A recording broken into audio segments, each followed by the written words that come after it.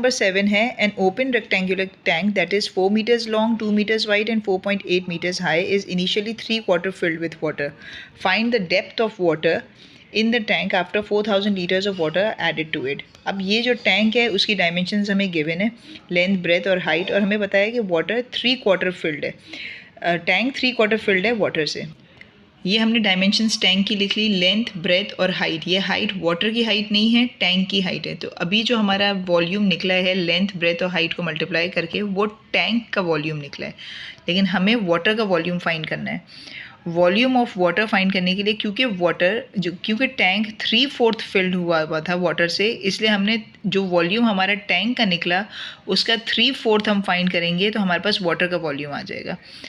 ये हमारा वाटर का वॉल्यूम है, क्योंकि टैंक 3/4 फिल्ड था वाटर से, इसलिए हमने जो वॉल्यूम ऑफ टैंक आया उसका 3/4 फाइंड किया तो हमारे पास वॉल्यूम ऑफ वाटर आ गया।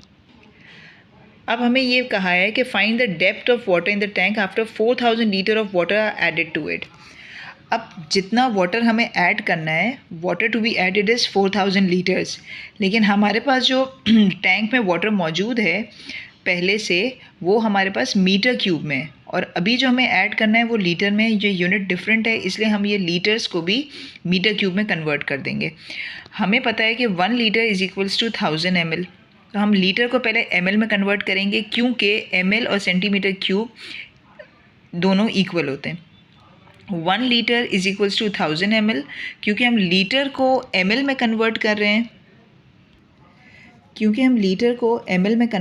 रहे हैं, इसलिए आगे जा रहे हैं, इसलिए हम मल्टीप्लाई करेंगे। 4000 लीटर था और अब हम ml में कन्वर्ट कर रहे हैं, इसलिए 1000 से मल्टीप्लाई किया तो हमारे पास आ गया इतना ml, ठीक है, जो कि सेंटीमीटर क्यूब के बराबर है। हमने सेंटीमीटर क्यूब में इसलिए कन्वर्ट किया, ऑल्दो हमें मीटर क्यूब में कन्वर्ट करना था, लेकिन हमने सेंटीमीटर क्यूब में इसलिए किया क्योंकि डायरेक्ट हमें लीटर और मीटर क्यूब की नहीं पता थी, इसलिए हमने पहले इसको सेंटीमीटर क्यूब में किया ml के थ्रू, और फिर हमें ये पता है कि 1 metre cube is equals to this centimetre cube. वो भी मैंने पहले वीडियो में बताया था कि 1 metre is equals to 100 centimetre. अब आपको क्यूब करना है तो दोनों तरफ का क्यूब करना होगा, इसलिए 100 का क्यूब आप करोगे तो आपके पास 1 metre cube is equals to this centimetre cube.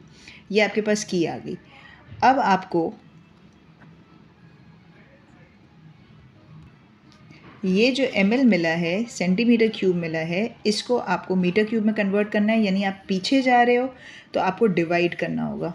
इसको आपने इससे डिवाइड कर लिया, आपके पास 4 मीटर क्यूब आ गया, यानी इतना वाटर आपको ऐड करना है। ऑलरेडी जो टैंक में वाटर है उसके अंदर आपको इतना वाटर ऐड करना है। तो नया वॉल्यूम जो वाटर का हो गया टैंक में, अब कितना वॉल्यूम है वाटर का, 4 आपने ऐड किया और 28.8 पहले ही वॉल्यूम था, यानी नया जो वॉल्यूम है वो ये है। जाहिर सी बात है, जब आपने वाटर और ऐड किया तो वाटर की जो हाइट है टैंक में वो भी बढ़ जाएगी। अब आपको न्यू हाइट फाइंड करनी है। उन्होंने लिखा है डेप्थ।